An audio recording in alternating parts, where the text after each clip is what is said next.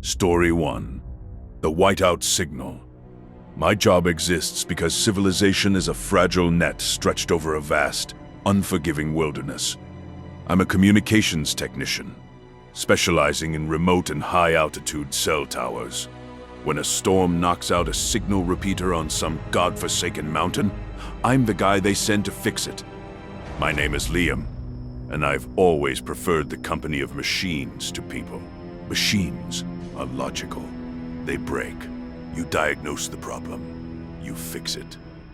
People are far more complicated. The call came on a Thursday in late January. Tower 1138, perched on a peak in Montana's Bitterroot Range, had gone offline.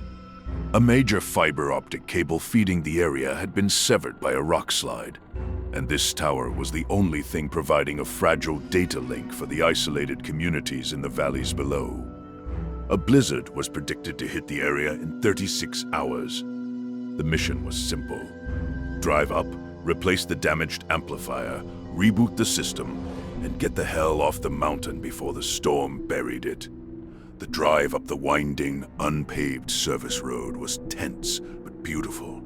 The air was thin and sharp, and the snow-dusted pines stood like silent, white-robed sentinels. The tower itself was a skeletal finger of red and white steel, clawing at a steel-gray sky. At its base was a small, windowless shelter, a glorified shipping container packed with humming server racks and diagnostic equipment, powered by a massive diesel generator. This shelter would be my home for the next few hours. The repair itself was routine. I swapped out the fried amplifier, rerouted the power, and watched with satisfaction as the diagnostic lights on the main board blinked from red to a steady, healthy green. I called it in to dispatch on my satellite phone. 1138 is back online. I'm packing up and heading down. Good work, Liam, my dispatcher's tinny voice replied. Weather Service just upgraded the storm warning. It's moving faster than they thought. You need to be off that mountain an hour ago. I didn't need to be told twice. I threw my gear into the back of my specialized 4x4 truck and turned the key. Nothing. Just a single pathetic click. I tried again. Click. The cold had killed the battery. A rookie mistake. I should have left the engine running. I had a portable jump starter, but as I hooked it up, the first flakes of snow began to fall. They weren't gentle, drifting flakes. They were small and hard, like pellets of ice, driven by a wind that had sprung from nowhere, shrieking like a banshee. Within 10 minutes, the world outside my windshield vanished. It was a total whiteout. Driving down a treacherous mountain road in these conditions wasn't just stupid. It was suicide. I was trapped. Dispatch, I have a situation, I said into my sat phone. Vehicle is dead. The storm is here. I'm sheltering in the comms unit until it passes. Understood, came the reply. Generators fueled up. Should last a week, I confirmed. All right, hunker down. We'll send a recovery team when the storm breaks. Could be a few days. Stay safe. The line went dead. The silence that followed was absolute, broken only by the steady hum of the generator and the howl of the wind outside. I was warm, I was safe, and I had enough emergency rations for a week.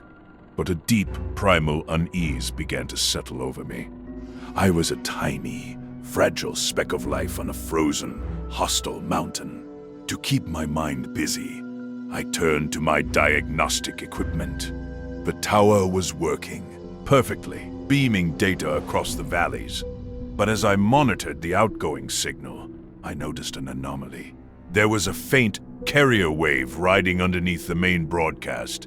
It was weak, almost imperceptible, a ghost in the machine. It wasn't part of the standard cellular protocol. It was just noise. My curiosity, the engineer's curse, took over. I spent the next few hours using my spectrum analyzer to isolate the phantom signal, filtering out the background noise of the storm and the tower's own broadcast. As I cleaned up the audio, a pattern began to emerge. It wasn't random static. It was a voice. It was a woman, speaking in a low, frantic whisper. The words were distorted, broken, but I could make out fragments. Cold, so cold. Leg is broken. Can anyone hear me? Echo Victor 7-9er. I can't see anything but white. My blood ran cold. It was a distress call, an old one judging by the call sign format. But the tower wasn't a radio receiver. It was a digital repeater. It shouldn't be able to pick up an analog radio broadcast. I checked the tower's historical logs. The signal wasn't being received from the outside.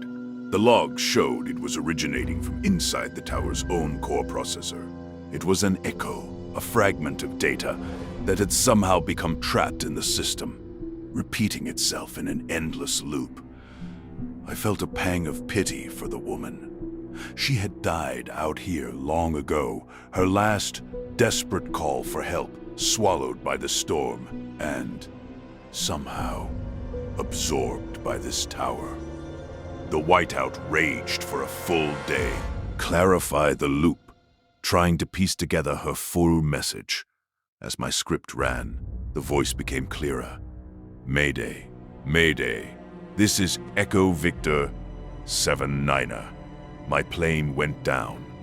I'm on the east face of the mountain, near the old fire lookout. My leg is broken. The storm, God, the storm. It's so cold.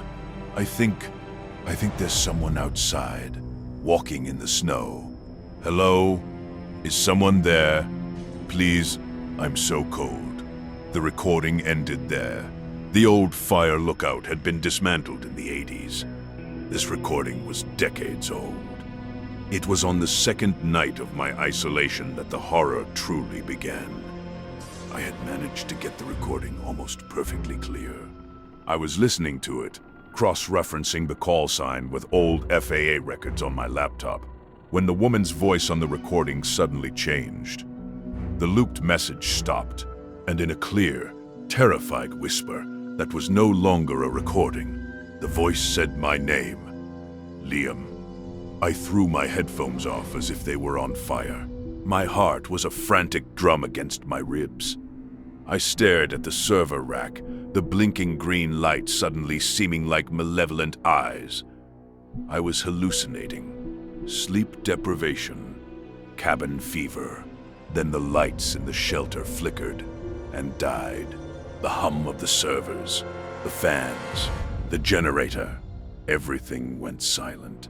I was plunged into absolute darkness, and a silence so profound it hurt my ears. The only thing I could hear was my own ragged breathing. A new sound began, a soft, rhythmic tapping. It was coming from the metal walls of the shelter. Tap, tap, tap, tap. It was Morse code, an old, desperate language. My hands shaking. I found my flashlight. I clicked it on, its beam cutting a nervous path through the dark. I was a communications technician. I knew Morse code. L-I-A-M. It was spelling my name. H-E-L-P-M-E. I scrambled backwards, away from the wall, my flashlight beam dancing wildly. This wasn't a recording anymore. It wasn't a hallucination. The echo in the machine had become aware. The storm, the immense atmospheric energy, my own amplification of the signal, it had given it a new strength. It was using the tower, the metal shelter, the very air itself to communicate. The lights flickered back on. The servers hummed to life. On my main diagnostic monitor, a single line of text had appeared, typed out in a simple block font. It's cold. I spent the rest of the night huddled in the corner, as far from the electronics as possible, my flashlight held like a weapon. The entity, the ghost of the pilot, began to test its new environment. The lights would flicker in time with my heartbeat. The temperature would plummet, my breath misting in the air, only to return to normal moments later. Whispers would erupt from the speakers, fragments of her original distress call, but now mixed with my own name. Liam, I'm so cold. Echo Victor, 7-9er, Liam. I realized it wasn't just trying to communicate. It was trying to synchronize. It was an echo, looking for a source, a signal looking for a repeater, and I was the only other living thing on this mountain. The next morning, the storm had lessened slightly. I could see shapes through the swirling snow. I knew I couldn't stay in the shelter. It was her territory now. My only chance was the truck. I spent hours in the freezing cold, using a portable propane heater to warm the engine block. Finally, with a desperate prayer, I tried the key. The engine coughed, sputtered, and roared to life. I didn't waste a second. I threw my gear in the cab and started the treacherous drive down the mountain. The road was almost invisible, but I crept forward, my knuckles white on the steering wheel. My satellite phone was still dead. No signal. Then my truck's own radio crackled to life. It wasn't tuned to any station. It was just static, but within the static I heard her voice, clear as a bell, speaking directly into my ear. "You can't leave me here, Liam. You're not real," I said aloud, my voice shaking. "You're a memory, a data ghost." "I was," the voice whispered, "but you gave me a new signal. You amplified me. Now I'm real enough, and I'm so cold. I need a new shelter, a warmer one." The truck's internal electronics went haywire. The dashboard lights flickered and died. The GPS screen displayed a single frozen image, a grainy black and white photo of a woman in a 1970s pilot uniform, smiling. The heat blasting from the vents suddenly turned ice cold. My windshield began to frost over, not from the outside, but from the inside. Intricate fractal patterns, like circuit boards made of ice, spread across the glass, obscuring my vision. The truck's engine sputtered and died. I was stranded again, halfway down the mountain. "It's okay," the voice cooed from the radio, a sound that was both intimate and utterly alien. "We can wait for the next storm together." I knew then what it wanted. It didn't want to hurt me. It wanted to merge with me. It was a signal that had been echoing in a cold metal box for 40 years, and it craved a living, breathing system to inhabit. It wanted my body as its new tower, my voice as its new broadcast. I made a final, desperate choice. I would not be its shelter. I grabbed the emergency flare kit from under my seat, kicked open my door, and stumbled out into the blizzard. The cold was a physical blow, stealing the breath from my lungs. I ignited a flare, its brilliant red glare a tiny defiant beacon in the overwhelming white. I would walk. I would freeze. I would die out here on the mountain. But I would die as myself. I staggered down the road, the red flare held high. The voice followed me, whispering from the wind, from the creaking, ice-laden trees. "You can't escape the signal, Liam. You're already broadcasting." I don't know how long I walked. An hour, a lifetime. My body grew numb. The red light of the flare began to dim. My thoughts grew sluggish, slow. The voice in my head grew louder, clearer, merging with my own thoughts. "So cold. My leg, I think. I think my leg is broken. Can anyone hear me? Liam, The line between my consciousness and hers began to blur. I fell to my knees in a snowdrift, the flare sputtering out, leaving me in the gray, disorienting twilight of the storm. I was so tired. It would be so easy to just stop, to become part of the quiet, part of the signal. And then I heard a new sound, a low, rumbling growl. Headlights cut through the snow. A massive snowplow, its yellow lights flashing like angels, was grinding its way up the mountain. I was saved. The driver, a big man with a grizzled beard, wrapped me in blankets and sat me in his warm cab. "You're the luckiest son of a bitch alive," he said, shaking his head. "Found you just in time. Another 15 minutes and you'd have been a popsicle." I was taken to a hospital. Hypothermia, frostbite. But I was alive and I was me. When they asked what happened, I told them my truck broke down. I didn't mention the voice. I didn't mention the signal. Who would believe me? A month later, back in the city, I received a call from my old dispatcher. "Hey, Liam. Weirdest thing," he said. "We sent a recovery team up to get your truck off the mountain last week." "And?" I asked, my stomach twisting into a cold knot. "Well, the truck was there. Totaled. Electronics completely fried, just like you said. But the comm shelter for 1138, it's gone." "What do you mean, gone?" "I mean, vanished. The whole container. The server racks, the generator, everything. There's just a bare concrete slab where it used to be. No tracks, no signs of it being dragged. It's just gone. We're picking up a new signal from that peak, though. A faint, repeating broadcast. The geeks in engineering can't identify it. They say it's just noise." Story 2. The Snow Angel. My grandmother's last words to me were not, "I love you," or "be good." They were a strange, frantic warning whispered with the last of her breath, her hand clutching mine with a surprising, skeletal strength. "Don't make the angel, Sam," she'd rasped, her eyes wide with a fear that was older than I was. "Whatever you do, when the first real snow comes, leave it be." I was 28 at the time, a freshly minted architect who had just inherited her house, a beautiful, isolated Victorian farmhouse in the heart of Vermont.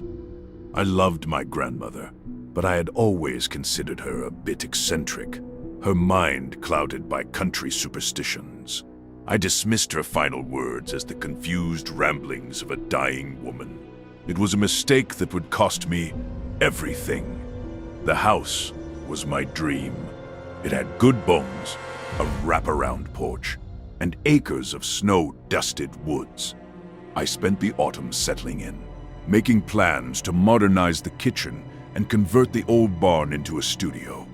It was a peaceful, solitary existence, one I cherished after years of city noise. I felt my grandmother's presence everywhere, in the scent of dried lavender in the closets, and the worn patches on the floral armchair by the hearth. The first true snow arrived in mid-December. It wasn't a gentle dusting. It was a deluge. A thick, silent, impossibly white blanket that fell for a full day and night, burying the world. When I woke up on the second morning, the landscape was pristine, a perfect, untouched canvas under a brilliant blue sky. The silence was absolute. Not a single bird, not a breath of wind. I stood on the back porch, a mug of hot coffee warming my hands, and felt a surge of childish delight. The snow in the sprawling backyard was deep, smooth, and utterly perfect. And then I remembered, a half-forgotten memory from my early childhood, from the last time I had visited the farm as a boy. My grandmother and I, bundled in coats, out in this very yard. She was showing me how to make a snow angel. "You have to make the first one of the winter, Sammy." Her voice echoed in my memory. "It's tradition. It welcomes the good spirits and keeps the bad ones away." Her last words, her warning, came back to me then, but they felt distant and nonsensical. Her memory of the tradition felt stronger, warmer. It felt like a way to honor her, to connect with her spirit in this house she had loved. It felt like the right thing to do. Smiling, I walked down the porch steps and into the deep snow. I found the perfect spot in the center of the yard, took a deep breath of the frigid, clean air, and fell backwards, my arms and legs outstretched. The snow cushioned my fall like a cloud. I lay there for a moment, looking up at the perfect blue sky, feeling a profound sense of peace. Then I began to move my arms and legs, carving out the familiar shape of a snow angel. The rhythmic swoosh swoosh of my limbs in the powder was the only sound in the world. When I was done, I carefully stood up, trying not to disturb the impression. It was perfect, a flawless angel etched into the snow, its wings spread wide. I felt a pang of love for my grandmother and the simple, beautiful traditions she had passed down. I went back inside, my heart full. The unease began after sunset. The house, usually so comforting, felt different, pristine, a perfect, untouched canvas under a brilliant blue sky. The silence was absolute. Not a single bird, not a breath of wind. I stood on the back porch, a mug of hot coffee warming my hands, and felt a surge of colder. The familiar creaks and groans of the old structure sounded less like a house settling and more like something shifting, stretching. I was sitting by the fire reading a book when I first heard the sound, a soft, scraping noise from outside, like branches dragging against the side of the house. But there were no trees close enough to the house to make that sound. I went to the back window and looked out. The yard was bathed in the cold blue light of the moon. My snow angel was still there, a dark, hollowed-out shape in the otherwise perfect snow. As I watched, a gust of wind blew a skiff of loose powder across the yard. The scraping sound came again, closer this time. I scanned the edge of the woods, my heart starting to beat a little faster. Nothing, just the deep, dark shadows of the pines. I tried to dismiss it as my imagination, but the feeling of being watched was undeniable. I felt like a specimen under a microscope. I double-checked the locks and spent the rest of the night with the lights on, jumping at every groan of the house. The next morning, the scraping sound was gone. I felt foolish for my paranoia. It was just an old house in a new season. But when I looked out the back window, a chill that had nothing to do with the temperature ran down my spine. My snow angel was gone. The entire yard was a smooth, untouched blanket of white, as if I had never been out there. There were no footprints, not mine from the day before, not anyone else's. The snow was as pristine as it had been when I first woke up. It was impossible. The angel had been deep, carved from almost a foot of snow. It couldn't have just vanished. I spent the day in a state of high anxiety trying to rationalize what I had seen. Had been clear, and the snow on the roof and porch was unchanged. My mind kept circling back to a single, terrifying thought. Something had erased it. That night, the scraping sound returned. It was louder this time, more insistent. It wasn't just outside anymore, it was on the porch. Then, I heard a sound that made my blood freeze. A soft, delicate tapping on the window pane of the living room, the one that looked out onto the backyard. Tap, tap, tap. I was paralyzed with fear, unable to move from my chair. The tapping continued, rhythmic and patient. It was followed by a faint, whispering sound, like dry leaves skittering across ice. My grandmother's frantic, final words screamed in my mind. "Don't make the angel. Leave it be." What had I done? What tradition had I actually taken part in? Slowly, forcing my trembling legs to move, I crept towards the window. I told myself it was just a branch, that the tapping was just ice cracking. I needed to see. I needed to prove my rational mind right. I reached the window and, taking a sharp, steadying breath, peered through the frosted glass. There was something standing on my porch. It was tall and unnervingly thin, its form hazy and indistinct, as if made of blowing snow and moonlight. It had no discernible features, no face, no eyes. But the worst part, the part that broke my sanity, was its shape. It had the vague, ethereal outline of an angel. Two long, graceful wings seemed to curve from its back, though they didn't look like they were made of feathers, but of jagged shards of ice. It was a grotesque parody of the shape I had made in the snow. As I stared in horror, it lifted a long, spindly arm and tapped on the glass again. Tap, tap, tap. It was calling for me. I stumbled back. A scream caught in my throat. I fled to the deepest part of the house, the old stone cellar, and locked the door. I spent the night huddled in the dark, listening to the scraping sounds moving around the house, the gentle tapping on every window, a polite, relentless invitation from the thing I had apparently summoned. The sun brought no relief. The tapping stopped, but I knew it was still out there, waiting. I was a prisoner in my own home. I couldn't call for help.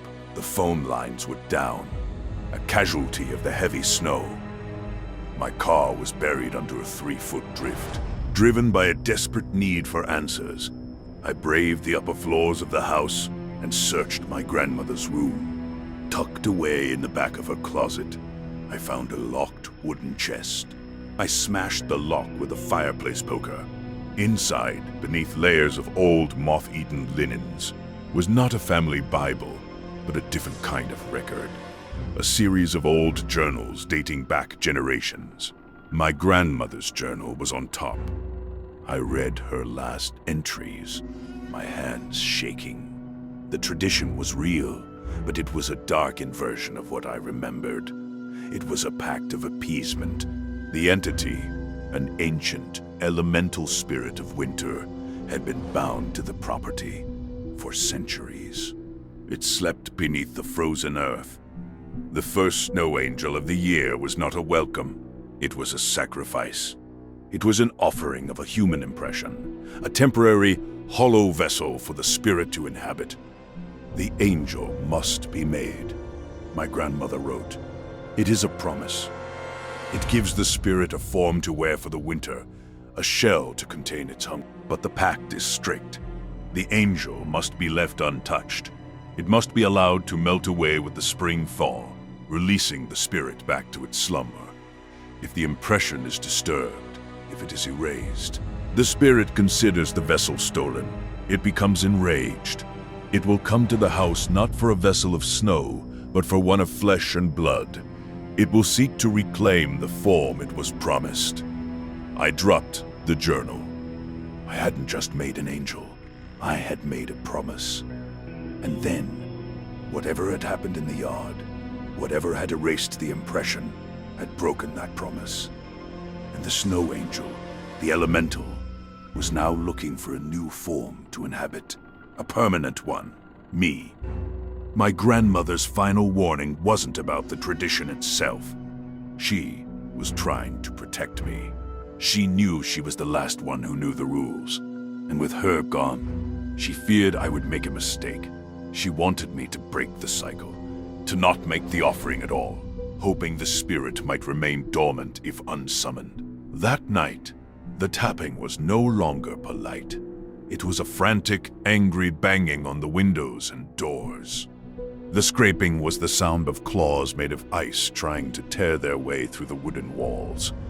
The house shuddered with the force of its rage. I knew I couldn't hide in the cellar forever. It would tear the house apart to get to me. My only hope was to undo what I had done, to give it what it wanted, With a final desperate prayer, I ran from the cellar, up the stairs, and out the back door. Into the freezing night.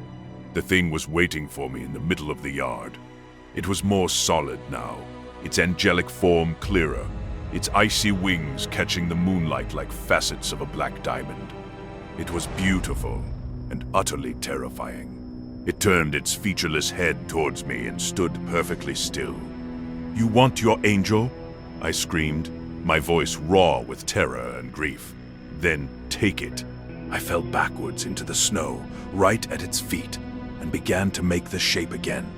My arms and legs carved into the fresh powder, my tears freezing on my face. The creature just watched, motionless. When I was done, I stood up, my body trembling uncontrollably. I had made a new, perfect angel in the snow.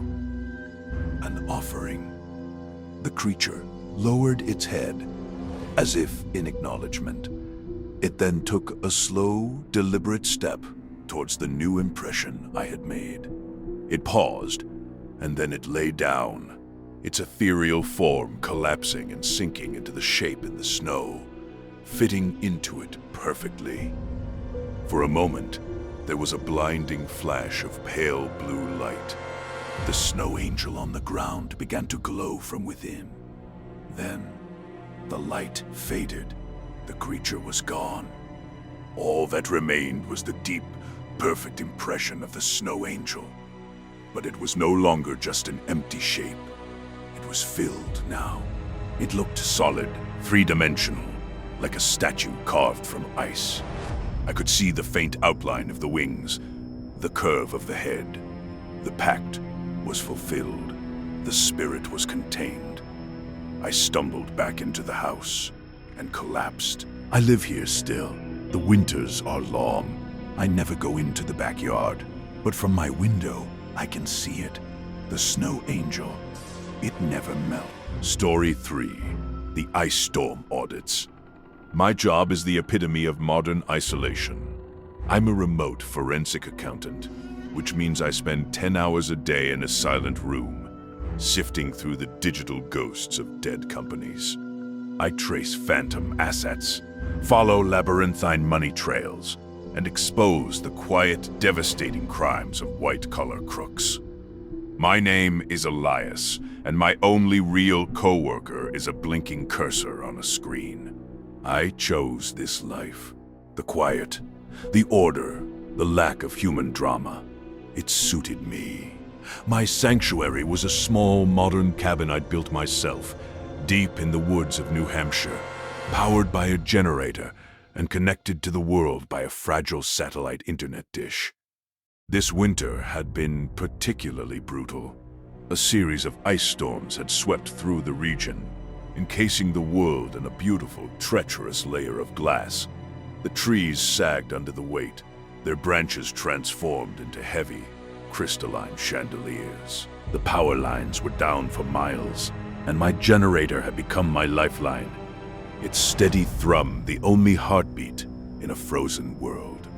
The case that broke my quiet life was a company called Somnus Corporation. They'd gone bankrupt spectacularly, a billion-dollar house of cards that had collapsed overnight. The founders had vanished. My job was to perform the digital autopsy, to figure out where the money had gone. The company's servers were a chaotic mess of encrypted files and booby-trapped directories. But I was good at my job. After a week of relentless work, I found a backdoor. It wasn't in the financial records. It was in the old inter-office communication logs, specifically the audio files. For some reason, Somnus had recorded every internal call, every meeting, every rambling voicemail. Thousands of hours of corporate chatter. I wrote a script to transcribe the audio to text, hoping to find keywords related to my investigation. The first anomaly appeared on a Tuesday. My script flagged a single, corrupted audio file. It was from the final week before the company collapsed. The file was labeled audit_3am_session_winter. When I tried to play it, all I got was a wall of harsh, grating static. But my transcription software had managed to pull a few fragmented words from the noise. Cold, can't feel my listening, always listening. I dismissed it as a corrupted file, nothing more. But then I found another and another, all from the last few days of Somnus Corp. All labeled audit session, all containing nothing but static and a few terrified, disjointed words. In the ice. Don't look at the shape. It's wearing his. My professional curiosity was piqued.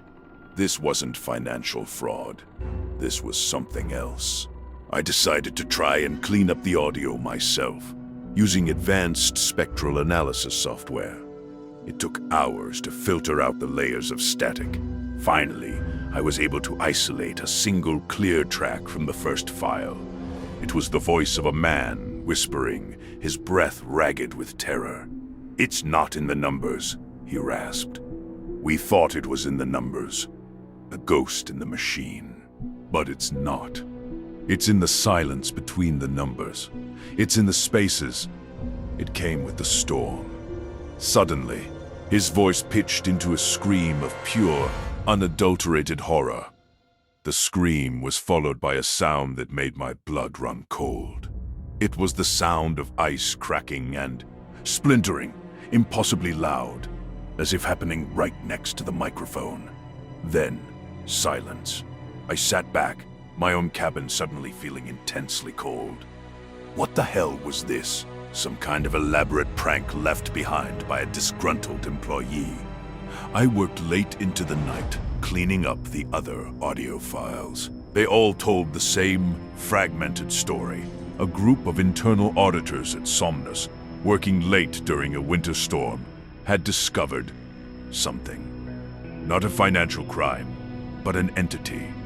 A glitch, they called it at first. A presence that lived in their network. It manifested in the static of their phone lines, in the flicker of their monitors. The final file was from a woman. Her voice was the calmest, which made it the most terrifying. "It's an auditor," she said, her voice a low, clinical whisper. "It audits us. It looks for discrepancies, not in the finances, in us. In our minds, it looks for the lonely ones, the ones who work too late, the ones who listen to the silence. It finds the cracks in your soul and it slips inside. It wears your voice, it wears your face. When it looks at you, you become a rounding error. You get reconciled." Her recording ended with the same deafening sound of splintering ice. I pushed away from my desk, my heart hammering. This was insane. I was letting the isolation and the storm get to me, letting a dead company's ghost stories infect my rational mind. I shut down my computer and tried to sleep, but the sound of splintering ice echoed in my dreams. The next day, another ice storm hit, even worse than the last. My satellite dish, already struggling, went out completely. I was cut off. No internet, no phone.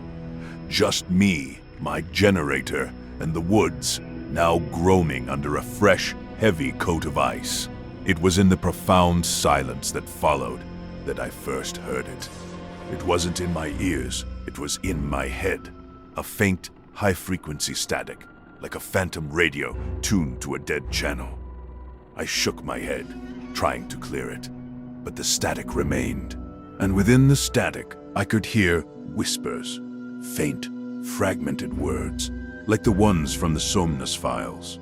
I told myself it was auditory pareidolia, my brain trying to find patterns in the white noise of the generator and the creaking ice outside. But the whispers grew clearer. They were my own thoughts, but twisted, distorted. My own anxieties about deadlines, my loneliness, my self-doubts echoed back at me from the static, but in a cold, mocking, alien tone.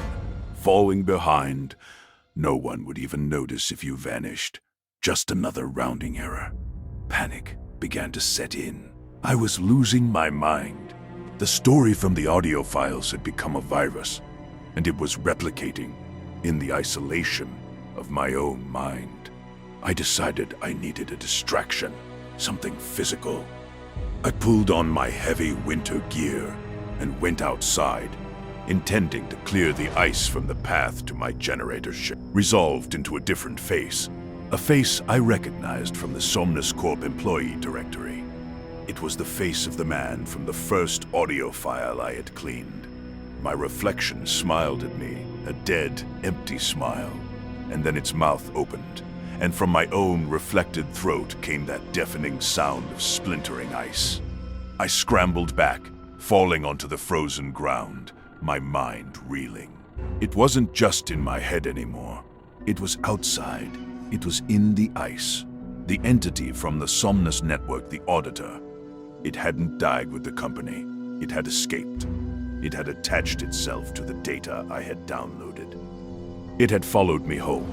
That night, the static in my head was a roar. I huddled in my cabin, the generator humming, and listened as the thing audited my entire life. It sifted through my memories, my regrets, my fears. It was looking for a discrepancy.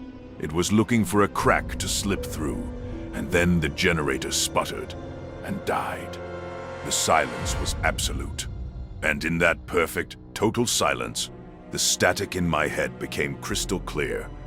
A new voice spoke, a calm, clinical, genderless voice that was not my own. Audit complete, it said. Subject, Elias Thorne. Discrepancy found. Profound isolation. Subject is statistically anomalous. A rounding error. Reconciliation will now commence. The power in the cabin came back on, but it wasn't the warm yellow light of my generator. It was a cold, sterile, blue-white light emanating from the screen of my computer, which had turned on by itself. On the screen was a single line of text, commencing reconciliation.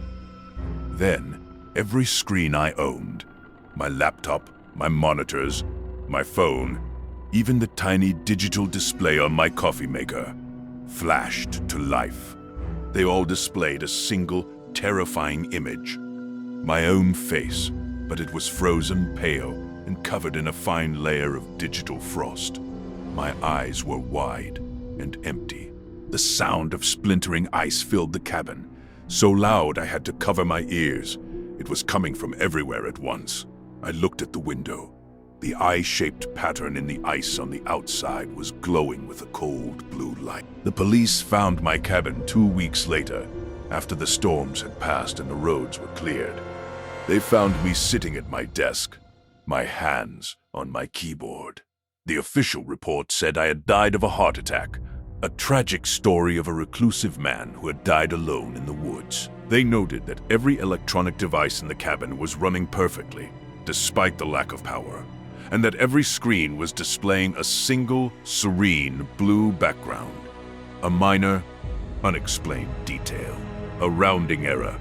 But sometimes, on the coldest nights, when the atmospheric conditions are just right, a signal goes out.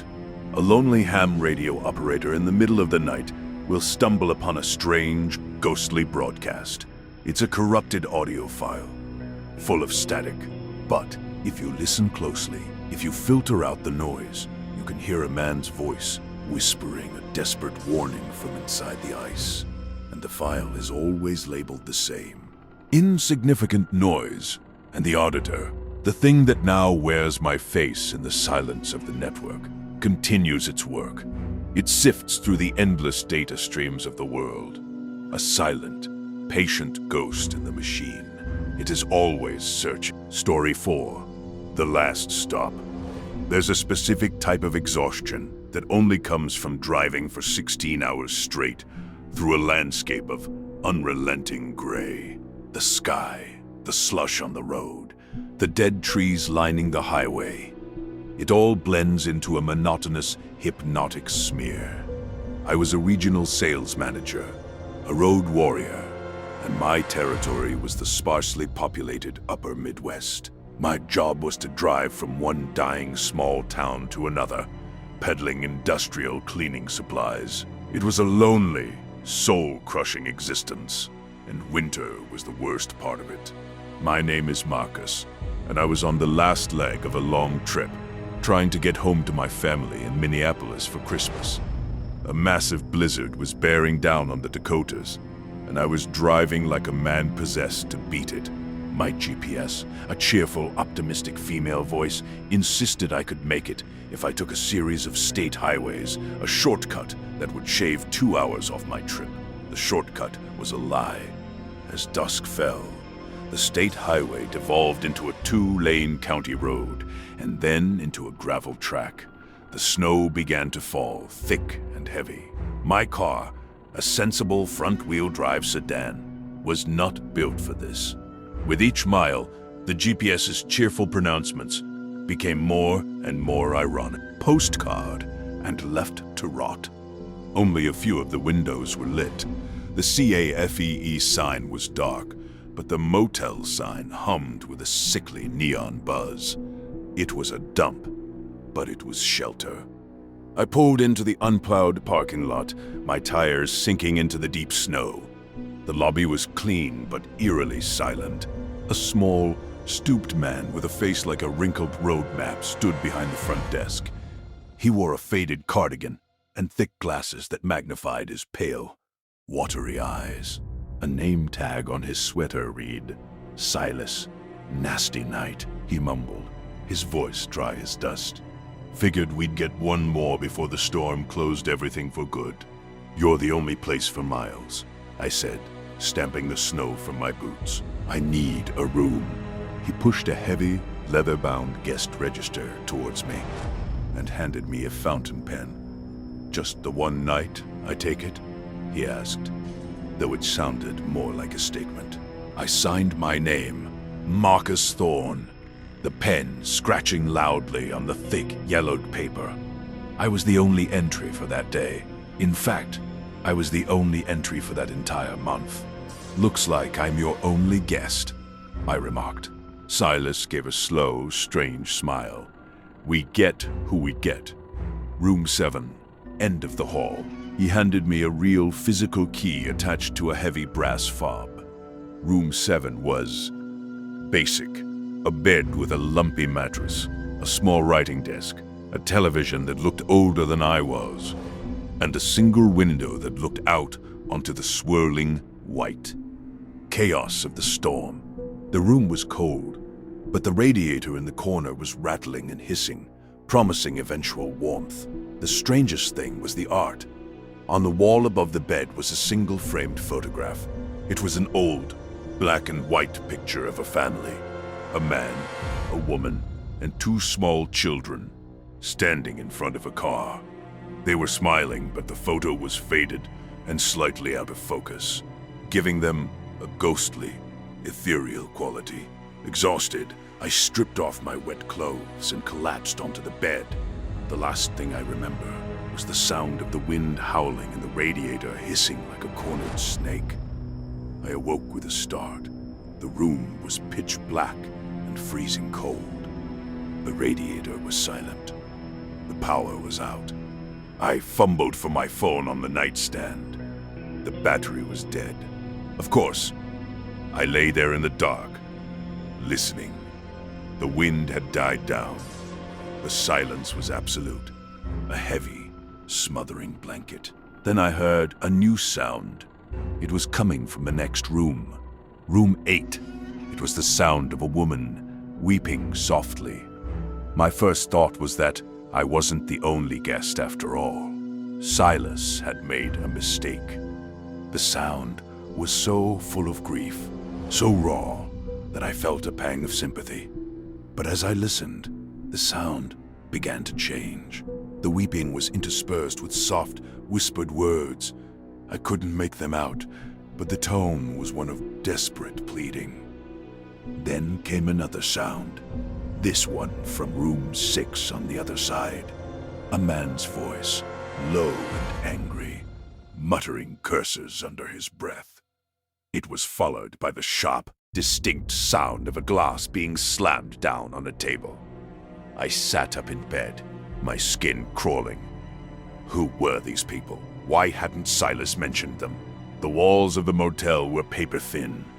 I felt like I was sitting in a room full of ghosts. I tried to force myself back to sleep, telling myself it was just a rundown motel with unhappy guests. But the sounds continued, a symphony of misery from the surrounding rooms. A child coughing fitfully. An argument, muffled and indistinct. The soft, frantic scratching of a pen on paper. It was as if I was surrounded by people trapped in the last, desperate moments of their lives. Unable to bear it any longer, I decided to go to the lobby to find Silas, to ask for another room. I got dressed in the dark and felt my way to the door. As my hand closed around the cold brass doorknob, I heard a new sound. One that made me freeze. It came from right outside my own door, in the hallway. It was the sound of a child's laughter. It wasn't happy laughter. It was a cold, empty, echoing sound that seemed to mock the oppressive silence. I stood paralyzed, my hand on the doorknob, listening as the faint sound of the laughter receded down the empty hallway. With a surge of adrenaline, I threw the door open. The hallway was empty and dark, lit only by a faint gray light from a window at the far end. There was no one there. My room was at the end of the U-shaped building. I walked down the empty, carpeted hall, the sounds from the other rooms, the weeping, the arguing, fading as I moved away. The lobby was dark, the front desk deserted. A single, dim emergency light cast long, distorted shadows. The front door was locked, a heavy chain drawn across it. I was locked in. I called out for Silas, my voice sounding small and thin in the vast silence. No answer. I turned to go back to my room, and that's when I saw it. On the wall behind the front desk was a bulletin board, covered in photographs.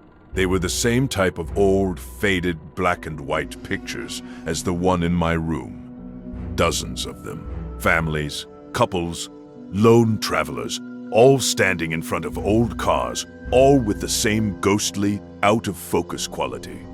Underneath each photo was a small, typed label. I stepped closer to read them. The Hendersons, stranded in the blizzard of '67.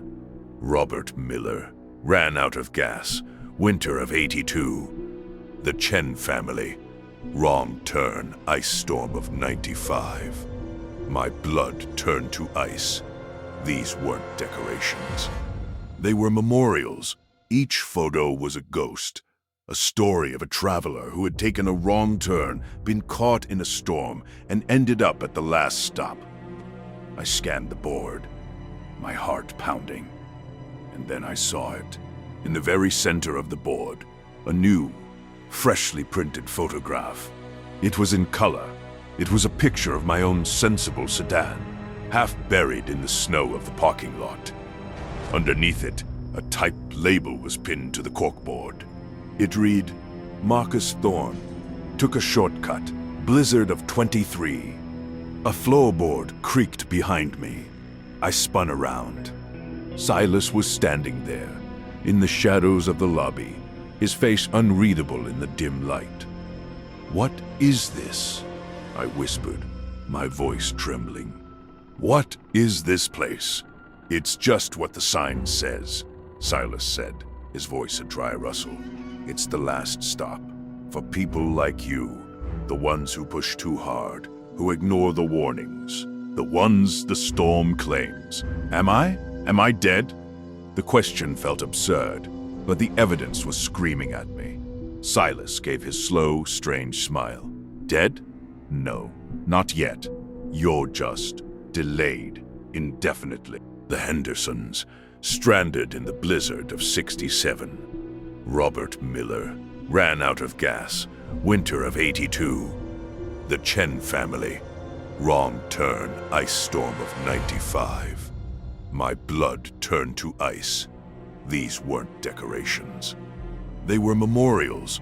Each photo was a ghost, a story of a traveler who had taken a wrong turn, been caught in a storm, and ended up at the last stop. I scanned the board, my heart pounding, and then I saw it. In the very center of the board, a new, freshly printed photograph. It was in color. It was a picture of my own sensible sedan, half buried in the snow of the parking lot. Underneath it, a typed label was pinned to the corkboard. It read, Marcus Thorne, took a shortcut, blizzard of 23. A floorboard creaked behind me. I spun around. Silas was standing there, in the shadows of the lobby, his face unreadable in the dim light. "What is this?" I whispered, my voice trembling. "What is this place?" "It's just what the sign says," Silas said, his voice a dry rustle. "It's the last stop.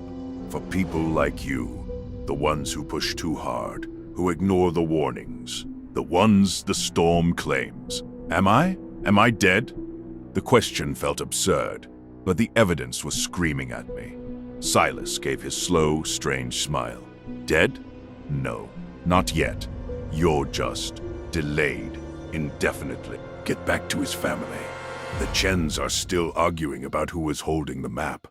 They're all stuck in the moment the road ran out. And now you are too. The sounds from the hallway rooms suddenly made a terrible kind of sense. The weeping woman, the angry man, the coughing child. They weren't guests. They were echoes. They were souls trapped on a loop, endlessly reliving their final desperate hours. "My room," I stammered. "The family in the photograph."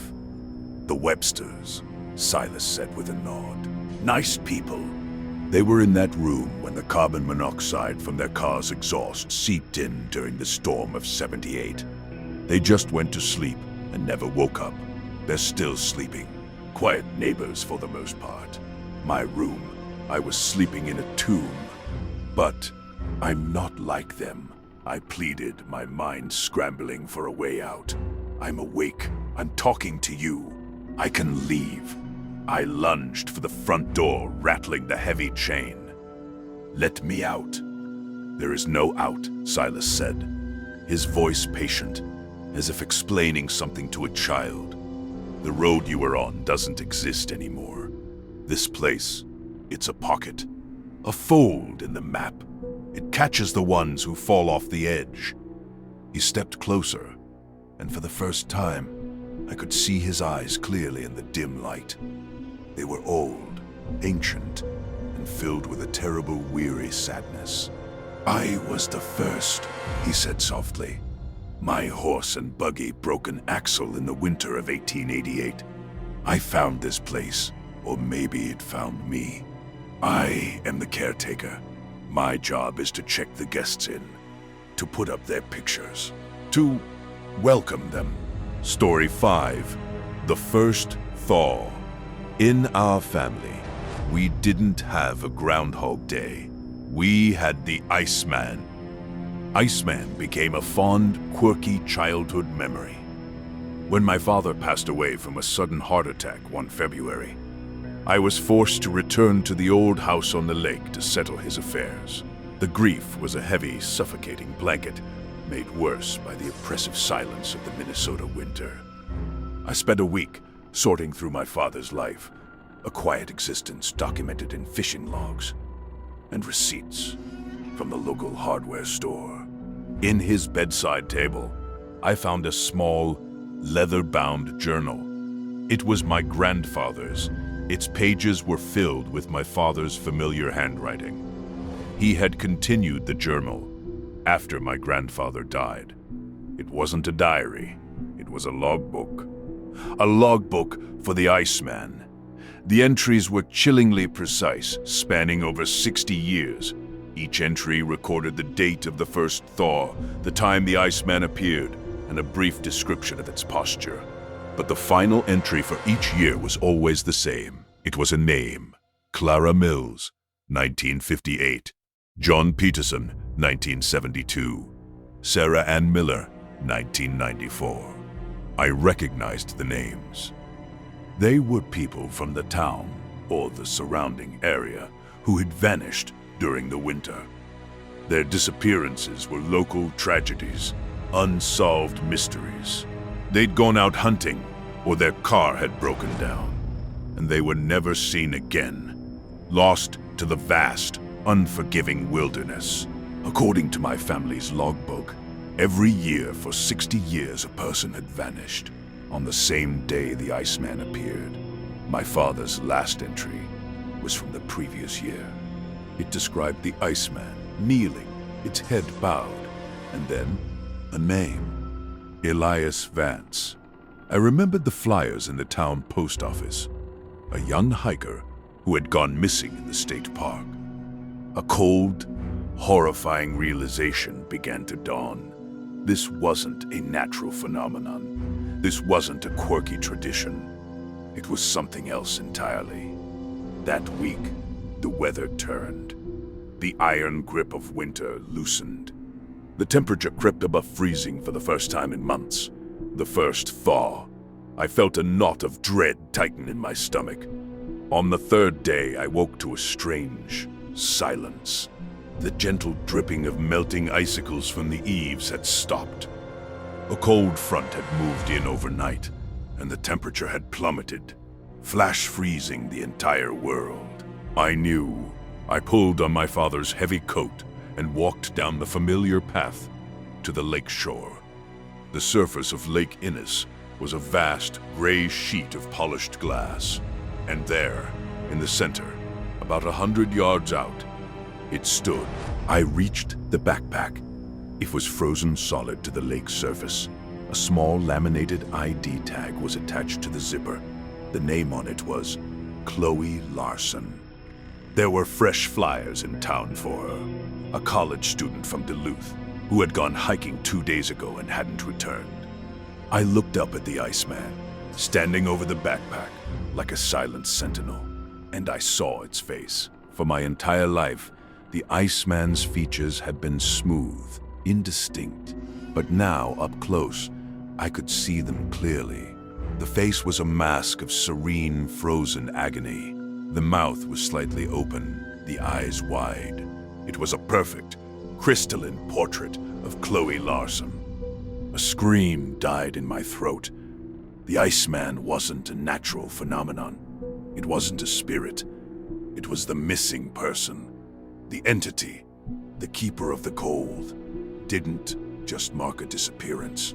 It was the disappearance it found someone lost in the cold, and it transformed them, preserving them, turning them into a monument of ice to mark its territory. Horrified, I turned to run back to the shore, but as I did, I heard a sound that would haunt me forever. A soft, deep, grinding groan, like a glacier moving. It came from the sculpture. I looked back. The Iceman's head, the frozen head of Chloe Larson, was slowly, impossibly, turning to look at me. I fell on the slick ice, scrambling backwards like a crab, my mind unable to process what I was seeing. The statue, a solid block of ice, was moving. Its arm, the one with the clenched fist, began to rise, the movement accompanied by a deafening chorus of cracking and splintering ice. It took a step. The ice of the lake groaned under its immense weight. It was coming for me. I finally found my footing and ran, my feet slipping, my lungs burning with frigid air. I didn't dare look back. I could hear it behind me, the rhythmic crunch, groan, crack of its footsteps on the ice. It was not fast, but it was relentless. I reached the shore, my legs collapsing under me. I lay in the snow, gasping for breath, and looked back. The Iceman had stopped at the edge of the water. It could not leave the lake. It stood there, a towering crystalline figure, watching me. Its purpose was clear. The tradition had been broken. I had touched its sacred ground. I had discovered its secret. I was not a casual observer anymore. I was part of the ritual. I spent the next day in a state of paranoid terror. I called the police and anonymously reported the backpack on the lake. I watched from my window as a rescue team in insulated suits went out, their faces grim. They used saws to cut the backpack from the ice. They saw the Iceman, of course. They marveled at it. "Can you believe nature can do that?" one of them said, his voice carrying across the still air.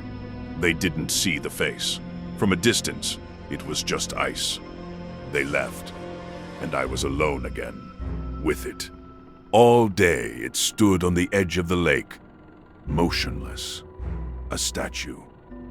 A silent, patient predator. It was waiting. But for what? The answer came as the sun began to set. The temperature started to rise again. The thaw was back on, and as the air warmed, the Iceman began to melt. But it didn't just shrink or lose its shape. As the outer layers of ice began to drip away, the face of Chloe Larson softened, then dissolved, replaced by another, older face I recognized from the town's history books. Then another, and another. The Iceman was shedding its skins. It was cycling through its previous victims, its previous forms. It was a living history of the town's sorrow. I watched, mesmerized and horrified, from my window. Faces I had only seen in old photographs flickered across its form. The hiker from last year, the farmer from a decade ago, a child from the 1950s. Each face was preserved for a moment before melting into the next. As the last of the sun's light faded, the Iceman had shrunk by half. It was no longer a towering figure, but the size of a man, and the face it wore now was the last one in the cycle, the original one. A gaunt, bearded man in 19th century clothing, the first name in my family's logbook. Hezekiah Blackwood's brother, who had supposedly vanished in a hunting accident. The first victim, the source of the curse. In the dark, the melting figure was just a shadow, but I knew it was still there, and I knew what would happen. The logbook had been clear. When the Iceman melts, spring can begin. But it wasn't a metaphor. The melting wasn't the end. It was a release. It released the entity, the cold, hungry spirit, back into the world to seek its next vessel before the deep freeze ended. My father and his father before him. They were not just observers. They were the guardians. Their job was to ensure no one interfered, to let the cycle complete, to let the entity claim a random soul lost in the wilderness.